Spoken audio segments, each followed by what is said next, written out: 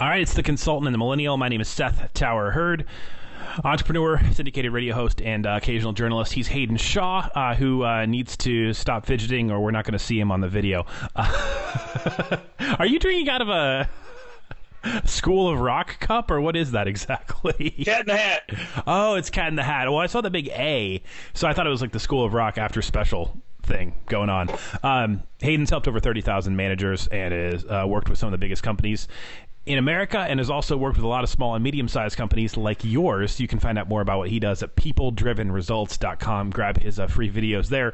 It may just keep you from losing one of your best employees. Go there right now. Just saw the, this isn't going to come out till next week, but we just saw the jobs report. Unemployment's down to 3.8% nationwide. You really don't want to have to be hiring in this environment if you don't have to, and you don't want to lose an employee because of a dumb situation. And then Brian Utter joins me of the Shine FM radio network, who I previously worked with, and then am continuing to help out here after about 6 years away in the digital space. So we're going to continue the trend of we're just not doing a podcast where we book authors that just say the exact same thing. And Hayden, I say that realizing that you've got a book out. I plan on doing a business book, so we're kind of throwing ourselves under the bus, but I also like... I like the fact that whoever we have on doesn't have a set of canned answers already. I think that's what's really making this super interesting. I like it. Hey, did I leave Hayden I have nothing speechless? to sell. No? I have nothing to sell, so I'm good. Well, we started one episode where I said basically all millennial startups are idiots, and then Hayden's like, "You're a millennial that started a new business." Good point. I just wanted to clarify if you believe the idiot worked there or not. I wasn't disagreeing with you. I just wanted to see if you were I just wanted to see if you thought that was an appropriate hashtag. That's all. Okay. And as a person that has 6 pages of canned answers written up in a press kit, yeah, you're really irritating today. So, well, Brian and I would say that if you've had any kind of media training, your job is to not be mean to the person, but knock them off of their thought train where they're just saying the same thing over and over again to get something original for the audience. Get them Absolutely. to be human. You want to ask them a question that no one else has asked them. Yeah. They don't have the answer for that one. Well, and I don't think it's like this anymore, but when I was, doing radio full time, record labels used to basically like grade bands on whether or not they would say their name of their album 3 times in the interview. And it would just get really weird and awkward because they'd try to shove it in there. And so finally I realized that the best way to deal with that is just, hey guys, I'm going to mention your album 3 times so you're free. And then they didn't have to get like weird. It's just the different purposes of why you want to conduct that interview. They want to promote their stuff, and we want to talk about things our audience cares about, which is not necessarily their album. Okay, let's go. We want to know their take on parenting and devotional life. And writing songs, no one cares about that. Sorry. Yeah, and well, let's do a quick diversion here, and then we'll get back on track because we haven't really started yet. There's a book from the 90s that Hayden and I are going to do an episode just about business books you ought to read. But there's a book from the 90s that still is getting talked about a lot called 1,000 True Fans. And the concept was that in the music industry, if you had 1,000 true fans, those fans would spend $100 to $300 on average. This is in the 90s on what you were doing. Mm-hmm. And then you got a fantastic living. You're making $300,000 a year. You basically don't need anything from anybody. This model probably to the extreme would be like the jam band from the 70s, the Grateful Dead, who can just go out and show up anywhere because they've got people that are going to spend money no matter what, right? And so what Brian and I think are getting at here is that whatever your product is, what you're trying to do is create people that love it so much that they're going to show up, whether you're business to business, business to consumer. You're trying to find those core people and not people who are super fly by night that are checking you out because you're trendy or whatever. I would say that there are bands and artists who sell millions of records who have no true fans because as soon as they're not super hot on the charts, they don't have anybody. Like they're playing, and nothing against being an American Idol alum trying to make a living, but after I saw, I can't remember the guy's name, but he was on the stadium tour, right? And 2 years later, he was playing the Irish pub in Downers Grove, Illinois. So his venue had shrunk by about 10,700 people. Well, they've created a factory out of the American Idol, The Voice. That's a factory that's just cranking out tons and tons of artists, and it's a huge publicity bump right at the beginning. But unless you're able to deepen the relationship with the fans, it's not longevity. Yeah. I almost want to continue down this road for a moment. Maybe no. Let's talk management. There's a good way to tie into it. I think there is some management principles here, because when we talk about product launch and that type of thing, one of the things that I would say that the music industry could learn from spending some time in traditional business, because Hayden and I talk a lot about cross-pollination of your career. Like people in nonprofits going to work in the for-profit world a while, coming back. People in the for-profit world taking a break, spending a couple of years in a nonprofit. You're both going to learn something, right? True. And I would say that the traditional music industry model of you're signing 100 artists, 97 of them lose money, and the other 3 pay for it. If traditional products were launched like that, and they had to go to retail, they had to go to the trade show and go into the B2B market, most companies would run out of money really, really quickly. And so most people in the traditional music business space, not the entertainment business space, realize that they've got to put a lot more work into making sure they have a much higher success rate. And normally people who work in the music industry show up after college and that is their career track. Maybe they leave at some point, maybe they don't retire in it, but they don't normally cross-pollinate. Is that a fair assessment?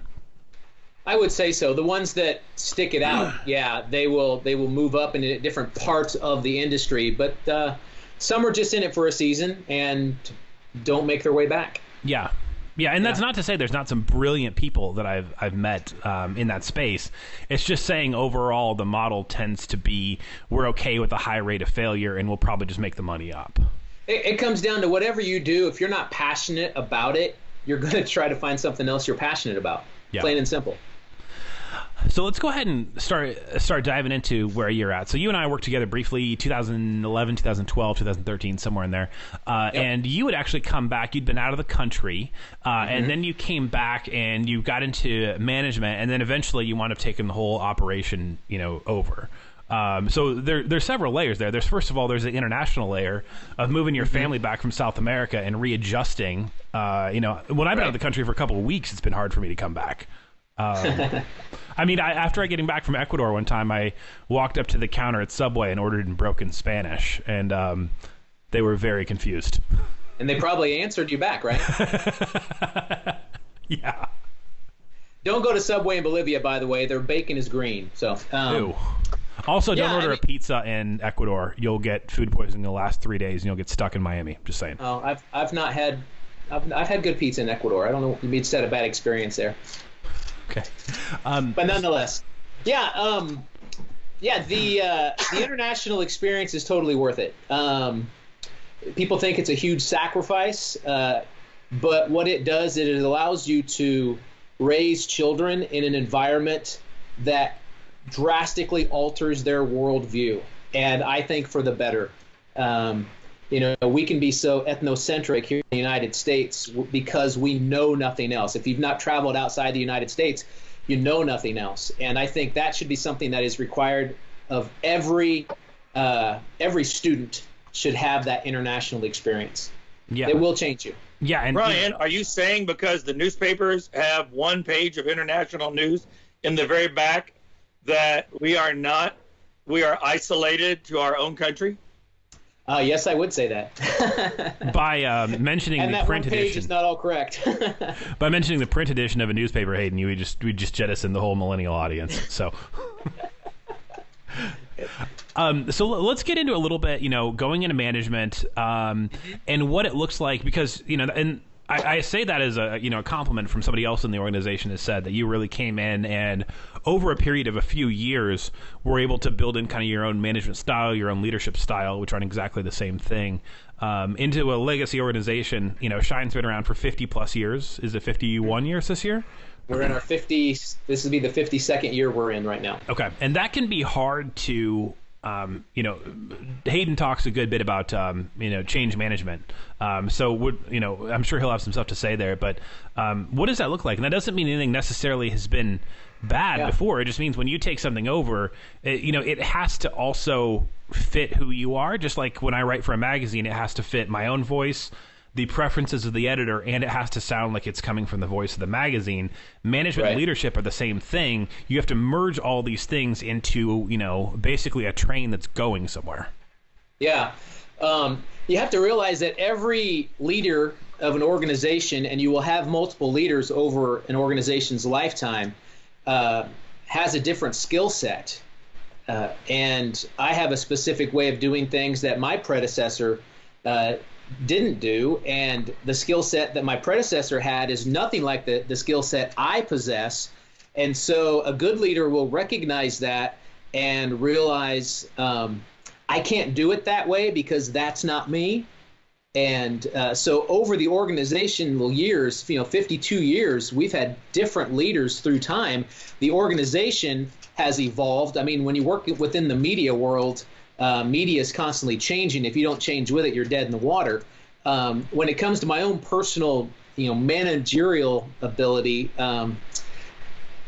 it was interesting because when I lived in South America, they have a specific managerial mindset, depending on the leader. I worked in a culture. I lived in Argentina, but my office and the ministry I was a part of was really a South American organization. And so you have leaders from different countries, leaders that grew up their childhood years, their teenage years under dictatorships. I believe that dramatically affects the way you learn leadership. If that's what you've grown up in politically, that affects your leadership style. And so I come in, and of course I'm the guy from the U.S. who that had to learn Spanish and has to learn culture and become a sponge and just suck everything in and try to learn as much as I can. But my team was international, South American, different countries. They all come at it from different perspectives, and they're typically used to almost that dictator kind of thing. That's not my style. My style is I'm a coach, team leader, and I develop a team, and I want everyone's input. When I taught classes at our school down the street from us, they're used to, in the educational system they're used to professor, lecture, we listen. Well, I threw them for a loop when I made them watch the first Lord of the Rings movie just to look at the different cultures involved and cultures working together. And they're like, we've never done anything like this in class before. And I want their input, and I want interaction, and I want it to be organic. And so it just kind of threw them for a loop. And so our organization, again, that's just who I am. I'm the person that surrounds myself with people that are better than me at what I can't do well. That's how you're successful. I have one of my guys who is young. He's millennial. He is an analytical brain like nothing else. He is constantly looking at the budget, at the operational nuts and bolts. He knows how to do it. That's why I want him in that position, even though I could be his father. That's okay. In fact, someone mistakenly thought he was my son one time, and he never lets me live that down. But you want people in an organization, and you create culture of organization by putting the right people in there. And there can be people that disrupt your culture, the culture that you've created. That's why you have to be really careful on the hiring process. Beyond skills, I look for passion, and I look for cultural fit more than anything, because it's going to be more successful in the long run doing it that way. It really will. Hey, you want to jump in at all before I keep rolling? This is good stuff.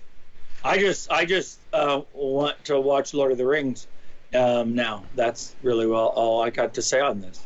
Well, I was thinking about the fact that when you're talking about the hiring thing, one of the worst things as far as if you're in management, if you're higher up in leadership, or you're in a combination of both, you're kind of in a mid-sized organization where Hayden defines leadership as something your to-do list can't be done just this week.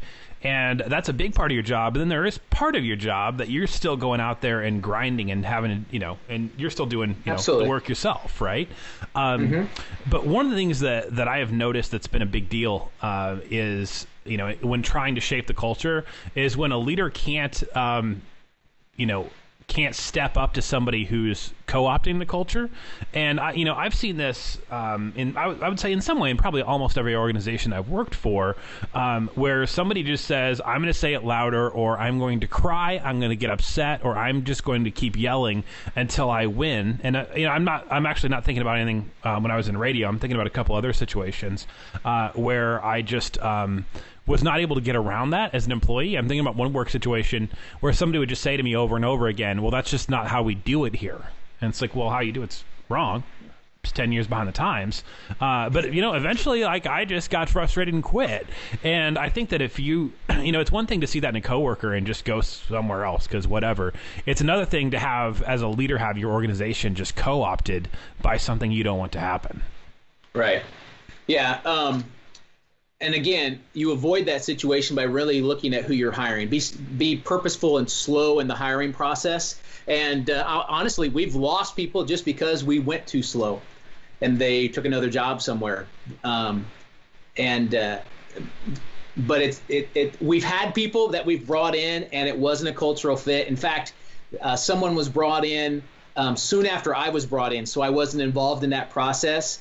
I would have never have hired that person. Okay. And I knew it was not going to work, and it didn't,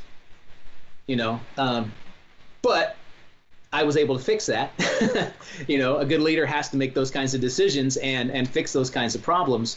Right now, we're at an awesome place in our ministry. I mean, our team is amazing. I've got a couple of positions that I'm working on right now. And again, we'll be purposeful and take our time. I mean, it took me almost a year and a half to hire our most recent hire, just because we were looking for that right person. And Hayden, I think this is something we've touched on before. People think, oh, if I only had more people, if I had more resources. And a lot of times when you hire fast like that and just try to get bodies in there, you're worse off. You actually are worse off than not having somebody. It actually is worse to have the wrong person, because then you got to manage them and do their work and figure out if you're going to try to manage them. Yeah, and about 5 different ways it's worse. Yeah. Yeah, you make things worse in a lot of different ways when you do that. And but it's like something my mother said to me. She said, being alone is not as bad as being miserable in a marriage. And you got to do extra work. You got an empty spot. We got budget. We have a need for a whole person. That's a lot of hours. But we'll share it. We'll make it work, because the wrong person showing up is a whole lot worse than nothing at all. Yeah, absolutely. And so I think that's especially relevant this week when we just, when the jobs report is at the time that this comes out, it's a week old. We are in an era where people are going to be increasingly desperate. Yeah. When the unemployment rate is that low, the hiring times go up significantly. The hiring times go up.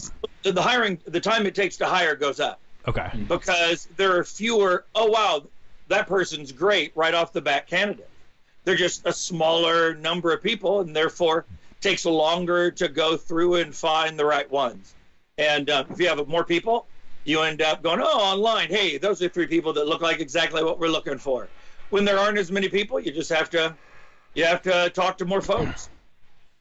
I would say, a previous organization I was with, what a couple of VPs confided in me that, one of the biggest problems that they had is they kept kind of squinting to make the picture look like they wanted it to look. And they were like, well, we thought it was the best we could do with the options we had, of the applicants we'd had. And so we kind of just pulled the trigger on the first one. And I mean, the negative ramifications of a bad hire in that particular situation were probably about 3 years of pain for the organization. And I would say that I actually think at least 2, possibly 4 other people left because of that person that the organization didn't want to lose. They would have covered 2 of the 5, Seth. So, hey, we're going to do an episode on just that, how to hire, and what do you do when you do it wrong. Brian, I think that's great advice to build a culture with your hires and not just fill spots. What are 2 or 3 other things you've done to build culture? So one of them is Lord of the Rings. I'm still liking that. Hey, guys, I'm going to plug in my laptop, so you guys keep talking. I'll be back in 30 seconds. Yeah, one of them is Lord of the Rings, so I like that. And then this idea of take your time, get the right person in the right place. What have been some other things you've done to build culture, especially in an organization with some history to it? Well, there's several things I've done. One, there was no specifically defined mission or vision or even value statements for our organization. We're a unique situation in the fact that we've been a ministry, which is what we are, for 52 years almost, and we're owned. Our parent company is a university. Now, the university, they have their own set of, their purpose, their vision, but that's not what we are. I mean, we are a separate entity. And so I just think defining that right off the bat. And it wasn't me coming up with it. Again, I have a team and I coach the team. And so we do a staff retreat every summer. In fact, Hayden's going to be a part of our staff retreat this summer. And one year we sat down and we defined mission and vision, and those are the same mission and vision we use today.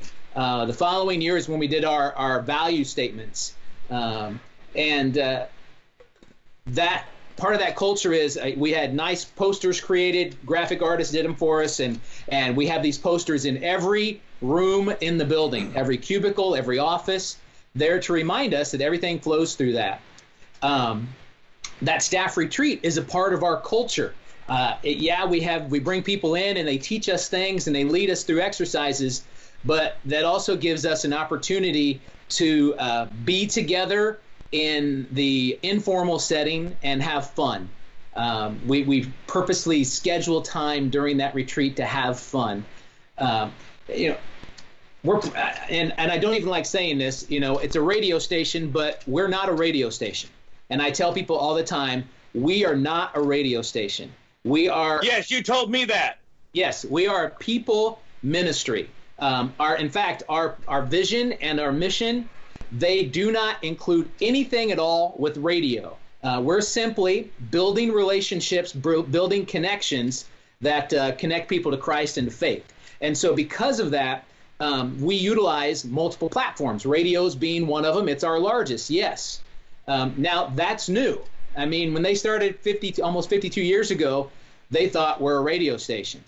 That's a culture shift for us because things change. Technology changes. The way you do things change. And if you don't go along with that, I mean, if you go back how many years ago now to Friedman's book, The World is Flat, if you don't adapt and roll with the changes, especially in the technological world that we live in, you're dead in the water. And I tell people all the time, if a radio station continues to think they're going to be an FM frequency anytime in the near future, and that's what they are, they're dead in the water. You cannot do it that way.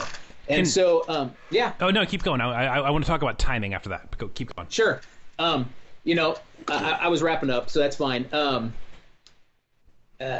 Now I lost my train of thought. I'm going to jump in right there. Go ahead. I think that there's an interesting dance of timing between two things we're talking about here. One is building your own culture after maybe you get promoted, come into a new job, and the other one is the urgency of what the business needs to do to change, survive, and thrive.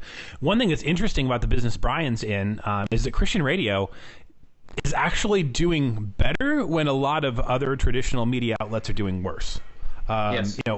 Or need to pivot, because what's interesting is that so many organizations have plenty of time to pivot, and then they make a last ditch desperate effort, and then they go out of business. So that's not a pivot, that's a lunge. That's a what? A lunge. A lunge? Well, I'm thinking about the fact that, Blockbuster could have crushed Redbox and still been here as a very profitable company, and they watched Redbox happen for years and then try to get in on it before they went down. I think we've talked about it on the podcast before, why Redbox and Netflix weren't a threat, an internal Blockbuster memo that leaked. And it was people like running into their neighbors at the store, they like picking up snacks, and they like reading the back of the box. You know what people like better than that? Pushing a button and having content right there, right? It's and true. So, organizations talk themselves into staying the way they are. And so if you're coming into something that needs to change, you both can't come in like a hurricane and, force your culture because of the change management thing.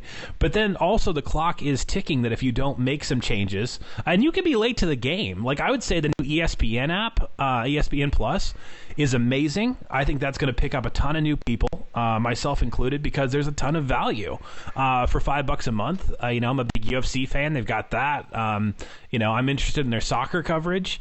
And ESPN is way late to the membership app game and have stayed in traditional cable. But you know what? They're doing it way before they're desperate. So in that case, they're fine. Like, should they have been there in 2013? I think they're pretty desperate right now, actually. Oh, do you think they're pretty desperate? Yeah, I do. Well, I know their TV ratings are down quite a bit. ESPN has been talking, going back to millennials, ESPN has been talking the last 3 years about what do we do with the fact that millennials aren't watching sports the same way Generation X did, or even the older millennials did. And so they really are trying to figure out how to re-engage younger millennials in their content. Well, and what's funny there, when we're talking about new versus old, platforms here, one of the reasons that I want to get the ESPN app for $5 a month is they stole my favorite podcaster from in the MMA world. Interesting. So, before it would have been absolutely the exact opposite, right? Like the major league guys, they are the biggest names because they're on ESPN, not because they're on a free platform. And now it's like, oh man, the free platform's killing us, so we got to get one of these guys over here.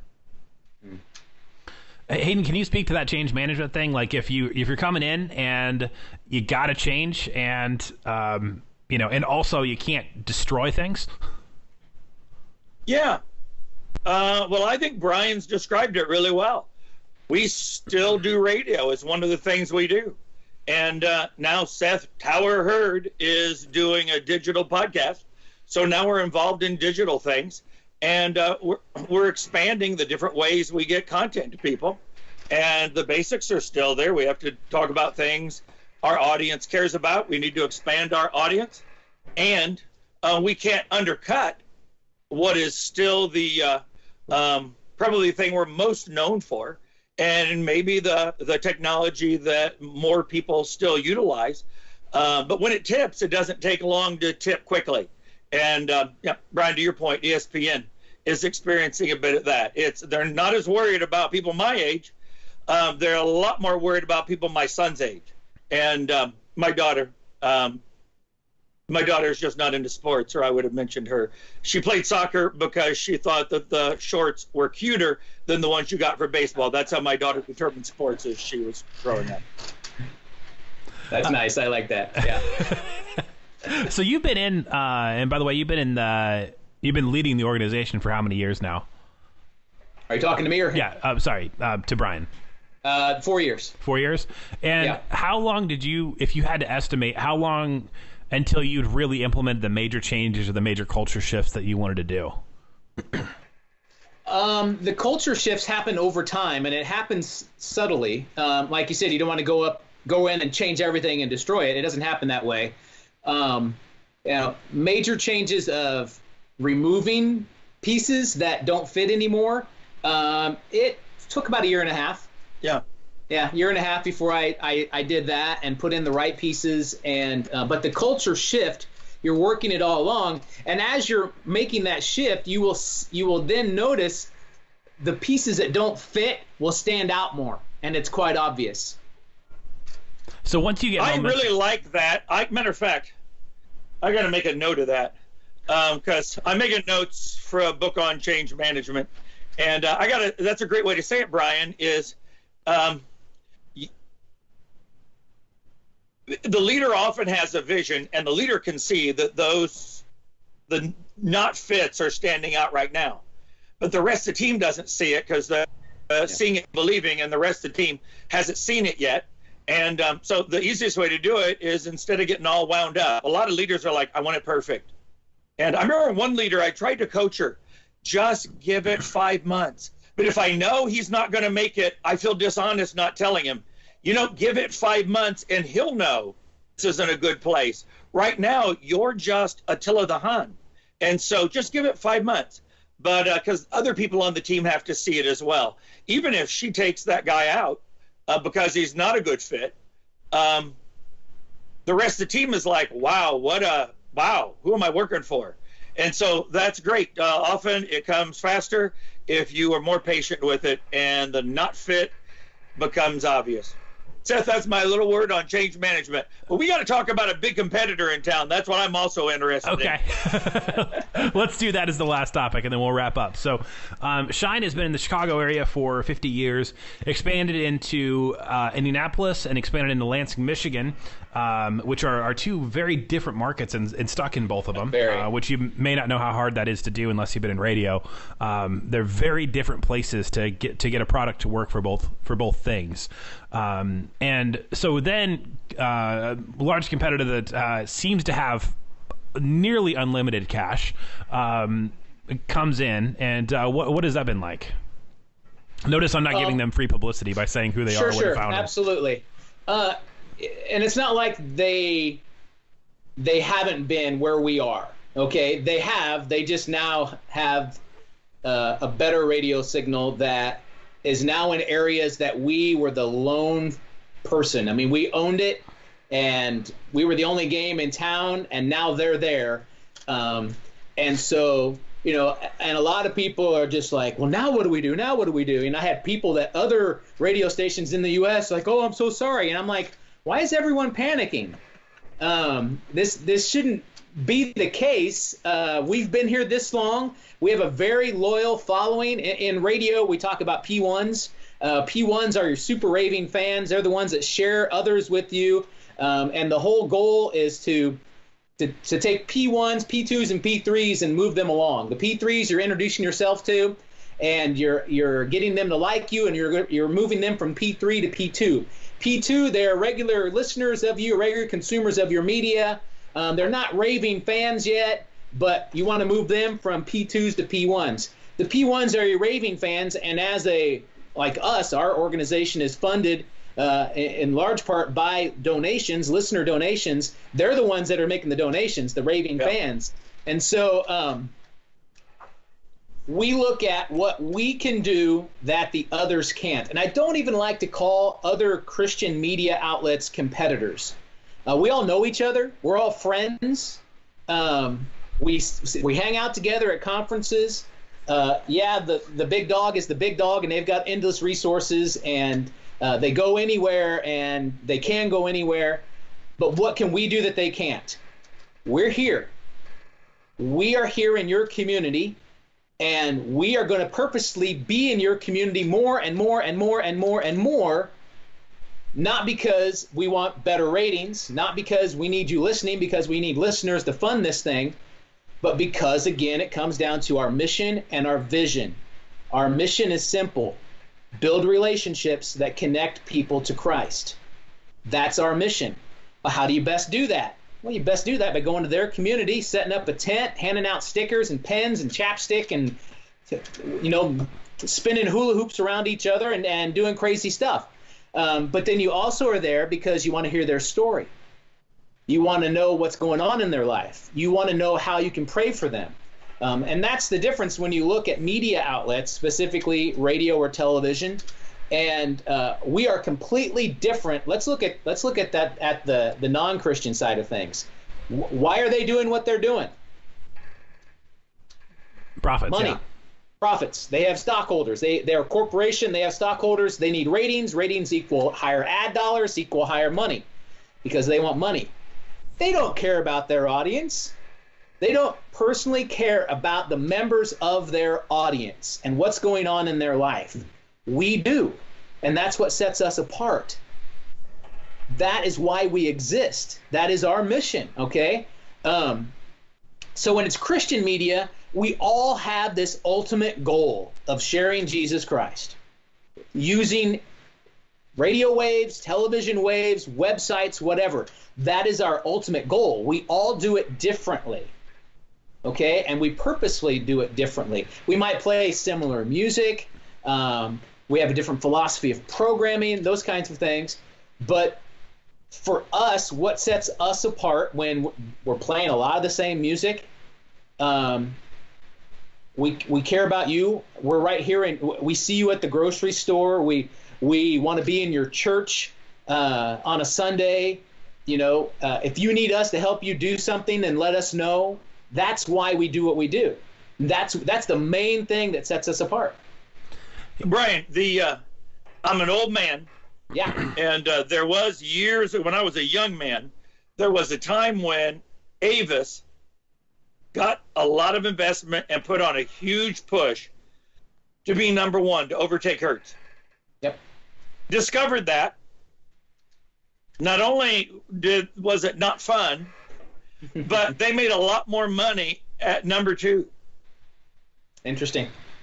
And so they just said, we are going to be number two because it's more profitable, and it would take a huge amount of money to be able to overtake them, and there is plenty to go around because some people want a choice and an option, and there are things we do better than they do, so they simply figured out what they did better and put a spotlight on it so that people knew what their choices were. And, there are a lot of people who like listening to religious music who are going to punch between both stations. I don't like that song. I don't like that program. I now have a choice to pop over. And so they're going to go back and forth. And so being clear on your distinctives is so much smarter than going, how do we tell people that we're almost as good as they are? Yeah. And so it's just bad in dating. I was almost as good as the one she married. I was right there with the moving truck every time she had a new apartment. She told me twice that she almost didn't think of me as a brother. And so being almost as good as the leader isn't where anybody wants to be. So I think that part's brilliant. I also, for our listeners who are not religious, and oh wow, this is kind of a religious show. No, this is an organization that has a mission. And Peter Drucker, the father of modern management, he said one of the things that businesses can do, to Seth's point of going back and forth between nonprofit and the profit world, religious organizations have a level of mission that makes them tell a story that engages their tribe at a way that is deeper because the level of caring is deeper. And every business can care, but religious organizations have a built-in mission and mandate to care that is not of their inventing. And because you got donors, you have a different set of incentives. And so even if you're like, yeah, well, I don't run any kind of religious organization, we don't have donors, we got to make money. What kind of story can you tell based on your mission?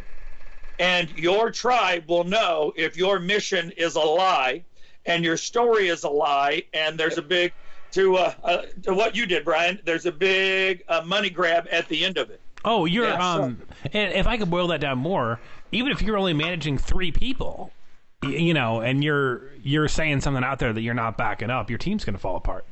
I mean, sure, now we're absolutely. a little bit into the authenticity thing. If I can get back to that for just a second on the competition thing, as far as what can any of us do if somebody's a lot bigger, has a lot more money, I don't know that I can. I would say I could say I literally grew up on Shine. I was on when I was 19. And aren't there child labor laws against that? Well, and I was in drive time for about. For almost all the 10 years, right? I was on nights for a little bit. I was in drive time for morning or afternoon, which is kind of one of the coveted slots in radio for almost a decade. And, I even go back and forth on my own talent depending on how tired I am, because there's times where I listen back to the show and I'm like, oh, I'm terrible. So I don't know how good I am or not. But what I know is that I just put in more hours, I think, than most people in the business. So I would do stuff like try to route around and drop off like T-shirts at a kid's birthday party in Northwest Indiana if their parents asked, and say hello real quick, or a graduation party or something like that, because people still talk to me, like 12, 14 years later, because I spent 15 minutes at their kid's like 12th birthday party because their kid liked the music, right? And so what it makes me think of actually is ancient history, reading a little bit about the Battle of Thermopylae, the legendary Spartan army, right?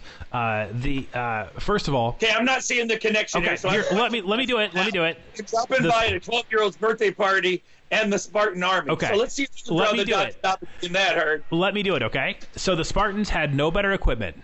They had no other advanced military tactics than anybody else, and they always had a smaller army. Okay, and the reason they were so cocky is because all they did was execute war better than anybody else. So I think it was Philip of Macedon said, basically, if you don't surrender, I will like burn your cities down, take all your money, kill all of you.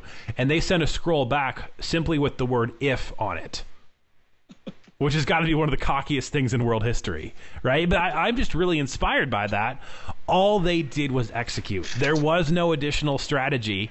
There was no inventive thing. They just did what they did better, longer, and they won. I agree with that, yeah. Longevity has a lot to do with it. I mean, there are other Christian media in Chicago older than us that have been around just as long as us. They, again, the primary goal is the same, but they do it differently than we do, and that's okay. That's okay. There was a research, I forget if it's Jacobs Media or another organization. They do a research thing every year, and they watch the trends of how it goes about. And I forget the score they use, but it comes down to passion. And when it comes to formats of radio stations, the format of the music we play. It's brands is what it is. So it's not just radio stations, like brand names of Coca-Cola, Apple, whatever that passion score is. This format of Christian music and radio stations we play is like the highest testing passion score of all these companies and their main product, their product brand. And that's because it's value-based. We share tremendous values with that audience, and their passion is deeper.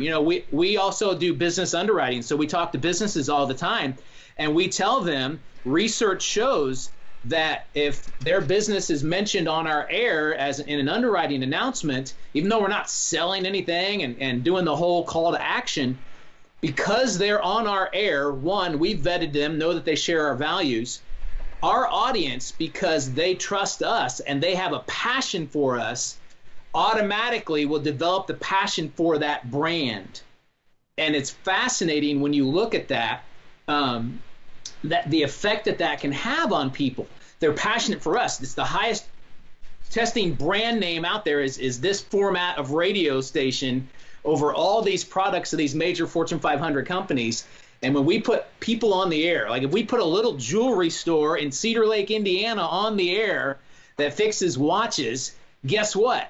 If someone needs to buy an engagement ring, then their store got overwhelmed just because people heard his little store name on our radio station. And let me tell one more story in that arena, Brian, because I've been around long enough that I've made connections at almost every major media outlet in Chicago, right?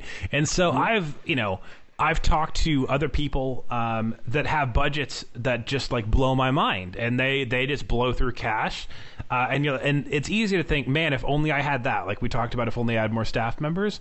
But when the Great Recession hit in 2008, which you were not on the continent then, but there was one of the largest car dealerships in the Chicagoland, Northwest Indiana area canceled all their marketing and said the one we're keeping is Shine because that's got the best ROI. And and that made me realize that just cash does not build a brand. Spending a ton of money does not build a brand. There was another, I don't even know if this corporation even exists anymore, so I don't know if it's stepping anybody's toes or not. But probably 2003, there was a Christian radio for-profit network that came in. They tried to just run ads towards and they would run ads for really soapy, trashy TV shows. It's not going to resonate with a religious audience.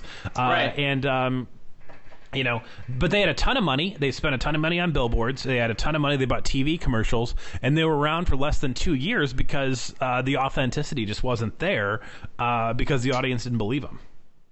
Yeah. Yeah, and it's interesting, that dealership you're talking about has supported us for 25 years, and Wow. This year is their 50th anniversary, and they're one of the top dealers for that car manufacturer in the United States. We probably had to put a pin on it there just because it's a little longer episode than we normally got into, but I think we got deeper into we really got 2 episodes into one here because we got pretty deep into 2 different topics, one being change management, and then the other one being the not as cash rich competitor in the market. Hayden, any way you want to put a bow on this? No, this is your episode, man, because this is your space, and so it's just been fun to join in and listen. And only my dog got tired, and I had to go put her out of my office because there were people who entered our home that she wants to sniff. And so this was great. Brent, I just love the story of building a culture, and a culture that can continue on with the mission and not get freaked out when things change. Yeah. Maybe I would say that one of the big takeaways for me is when Hayden and I talk about a lot on here that we're a different kind of podcast because we're not trying to give you necessarily always there's 5 steps, and sometimes there are, but a lot of times business is getting up to the 3rd level of thinking, really getting above the problem. And the theme here that we can't give you 5 steps to do, but you ought to be thinking about is the relationship between urgency and patience. I would say knowing things have to change, but also knowing that if you do all that in 4 months, you're not going to have any employees left. Right. Yeah, absolutely. And, where the nature of our organization is that it does change because it's a university setting. So a lot of our students have a 4-year cycle. The good ones, maybe a 6-year cycle if I pay for their master's degree, but then it changes over. But there are goods and bads to that because I have all these, I can pick the best. Right. Invest in the best of those students, and the best ones, like this young millennial I was talking about. He studied at our university. He was one of our grad assistants, got his master's degree, and I'm like, you're not going anywhere. I want you to stick around, and I had him doing this. He did so well at that. Then we promoted him again. It's a great benefit to have that. I mean, grow them yourself if you have to. Well, we can do another half hour on that. Yes, that's good. Maybe that is another episode we're going to have Brian back for. Just to throw you the details here at the end. Once again, you can find out Hayden's stuff at peopledrivenresults.com. You got people, you got process, you got change management stuff going on in your organization. You can either thrash through it for years, or you can have Hayden come in and help you get a clear and concise plan that means you're not going to be bleeding so much cash and get you back to profitability and happiness and not being awake at night because you're so frustrated a whole lot sooner. My name is Seth Tower Hurd. You can find out more about what my company does at digitalprofitfarm.com. And then with Brian, if you're in the Chicagoland, Northwest Indiana, Lansing, Michigan area, and you want to check out Christian music, shine.fm, and you can check out the brand right there. Anything else that you want to throw out as far as kind of your personal connections or anything? Anything you want to connect people to? Twitter, follow me on Twitter, Brian Utter. Brian with an I, Utter, Utter. And we'll go ahead and put that on the show notes. And then the last thing is, if you want to go deeper, the Consultant and the Millennial Facebook group. It's really nice to be able to talk to people, sometimes outside of your organization, and get a different perspective, get some answers in a way that sometimes you just can't have some of those conversations at work because it's just too complicated. So you can check that out and get help in growing your career, your strategy, and your profits. This is the Consultant and the Millennial.